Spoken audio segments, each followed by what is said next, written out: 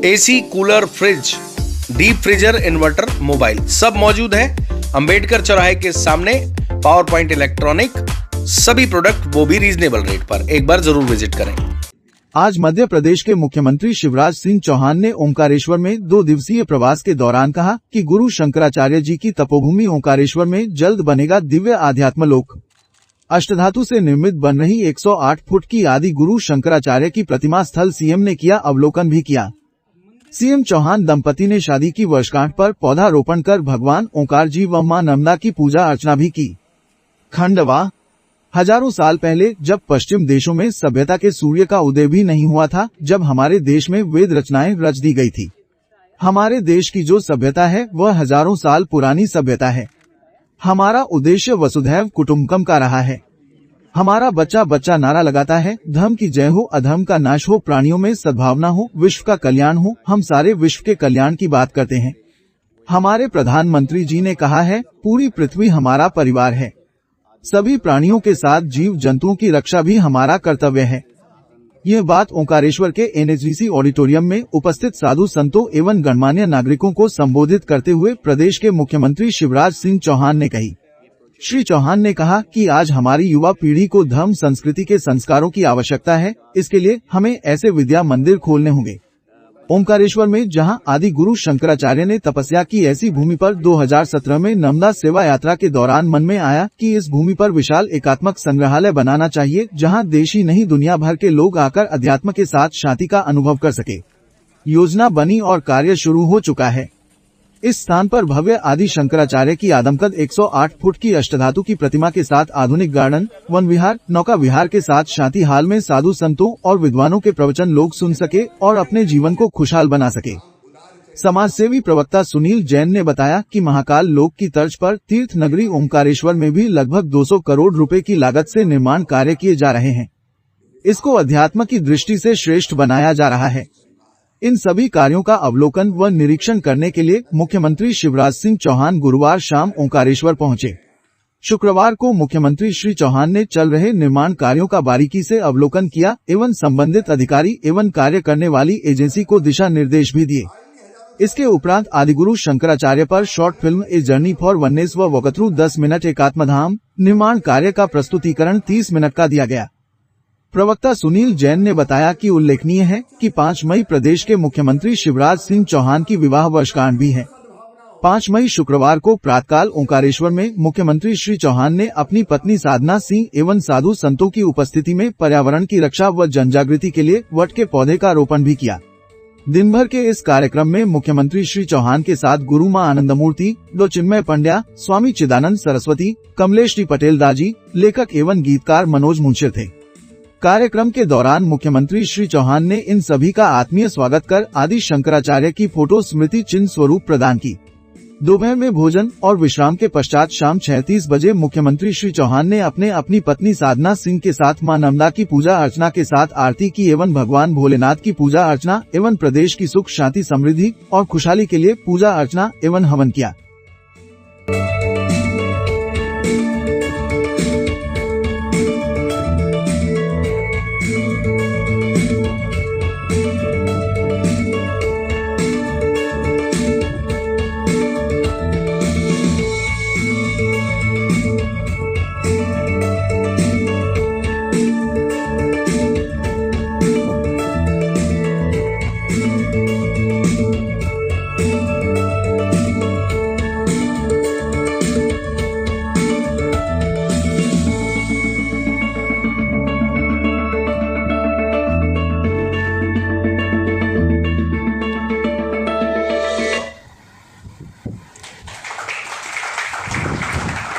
चाहिए, लेकिन इसके पहले भी देखिए, भारत अत्यंत प्राचीन और महान राष्ट्र, हजारों साल पुराना ज्ञात इतिहास है हमारा। जब पश्चिम के तथाकथित विकसित राष्ट्रों में सभ्यता के सूर्य का उदय नहीं हुआ था, तब हमारे यहाँ वेदों की ऋचाएं रच दी गई थी। ये वो धरती है जिसने आज नहीं, हजारों साल पहले कहा, एकम सत विप्रा बहुधा वदन्ति।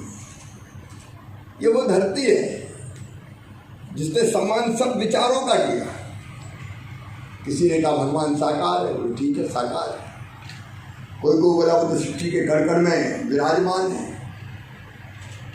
वो निराकार है। भारत ने कहा निराकार है। साकार का भी स्वागत, निराकार का भी स्वागत, लेकिन एक हमारे हुए चार बाग भौतिक वादी ऋषि जिन्होंने कहा यावत जीवेत सुखम जीवेत ऋणम कृत्वा घृतम पीवेत भस्मीभूतस्य देह से पुनर्जन्म कुतो, तो उनको सूली पर नहीं लटकाया भारत में। उनका नहीं, इसने भी नया दर्शन दिया है, तो ये भी महर्षि है, वो महर्षि चार बाग। लेकिन आप इससे आगे बढ़ के देखिए, ये धरती है जो दुनिया आज सोच रही है, उसको हजारों साल पहले इस धरती ने कहा कुछ कर, तो करते करते करते राजनीतिक क्षेत्र में भी आ गया। लेकिन एक मानव दर्शन ने स्पष्ट कर दिया जो भारतीय जनता पार्टी का आधारभूत दर्शन, और मैं पार्टी का कार्यकर्ता हूं, उससे नहीं करता। मैं कहता हूं बाकी जितने दर्शन है वो भेद से खाते हैं, लेकिन इसी ने कहा कि सब एक ही चेतना के अंग है, और इसलिए इनकी सेवा करनी, भगवान की पूजा जरूर नारायण, और उसको ध्यान में रखते ही कई योजनाएं हम लोगों ने, जैसे मैं बेटी और बेटा में भेद की बात कर रहा था, मुख्यमंत्री बनते ही मैंने कन्या विवाह लाड़ी लक्ष्मी बनाई कि बेटी को सामान्य भाषा में जनता के बीच में कहना चाहिए, इसलिए एकात्म यात्रा निकली। और उसी में से फिर लगा कि छोटे प्रयासों से काम नहीं चलेगा, बड़ा एक एकात्म धाम बने, जिसके बारे में अभी हमने पूरी जानकारी प्राप्त की, हमारे सामने आया। तो फिर एकात्म धाम के विचार में जन्म लिया और आज वो साकार हो गया। अद्भुत एकात्म धाम पवित्र ओंकारेश्वर की धरा पर बनने जा रहा है। ये संकल्प पैदा हुआ था 9 फरवरी 2017 से, जब नर्मदा सेवा यात्रा का समापन यहाँ हुआ था। तब मन में भाव आया कि आदि गुरु शंकराचार्य जी महाराज, जिन्होंने सांस्कृतिक रूप से भारत को एक किया, निकले थे परिव्राजन के लिए।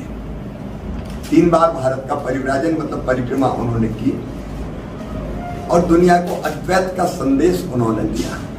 शंकराचार्य जी महाराज ने उत्तर दक्षिण पूर्व पश्चिम सब दिशा से भारत को जोड़ने का काम किया। तब ये संकल्प पैदा हुआ था कि एक तो अद्वैत वेदांत थी, दुनिया के सामने जो समस्याएं हैं उसका समाधान है, एक ही चेतना सब में है, सियाराम में सब जग जानी, उसके विस्तार में मैं नहीं जाना। तो यहाँ पे एक तो आचार्य भगवान की प्रतिमा होनी चाहिए, एक उनके जीवन और दर्शन को बताने वाला संग्रहालय होना चाहिए, और एक यहाँ पे अद्वैत वेदांत संस्थान होना चाहिए, जो अद्वैत के संदेश को पूरी दुनिया में लेके जाए। एक एकात्मता की मूर्ति, स्टैचू ऑफ वननेस, दूसरा अद्वैत लोक मतलब शंकर संग्रहालय, तीसरा आचार्य शंकर अंतर्राष्ट्रीय अद्वैत वेदांत संस्थान, मतलब यहाँ गुरुकुल बनेगा, जो हमारे अद्वैत वेदांत की शिक्षा देश के और विदेश से भी अगर आए तो नौजवान हो या बाकी कोई हो, उनको देने का काम करेगा। यहाँ प्रशिक्षण केंद्र बनेगा, परियोजना सूचना केंद्र बनेगा, अभय घाट, संन्यास मंदिर और गुफा मंदिर, और अद्वैत वन। अब यहाँ लगभग 35,000 पेड़ अद्वैत वन में लगाए जाएंगे। अद्वैत लोक में एकात्मता की मूर्ति आचार्य भगवान की 108 फीट की प्रतिमा वो रहेगी, हाई स्क्रीन थिएटर रहेगा, laser light water and sound show यहाँ होगा, अद्वैत नर्मदा बिहार यहाँ रहेगा, जिसमें एक नाव में बैठ के लोग एक सिरे से दूसरे सिरे जाएंगे। तो अमरकंटक से लेके और भणोज तक की यात्रा उस नाव में, लेकिन उसमें जो संत हैं, ऋषि हैं, और उनने जो कुछ ज्ञान दिया वो सब दर्शाते हुए, मतलब बच्चा भी अगर प्रवेश करेगा तो वहाँ से बाहर निकलेगा तो उसको आचार्य भगवान के जीवन दर्शन के साथ साथ अद्वैत वेदांत के बारे में जानकारी मिलेगी। तो हमारी आने वाली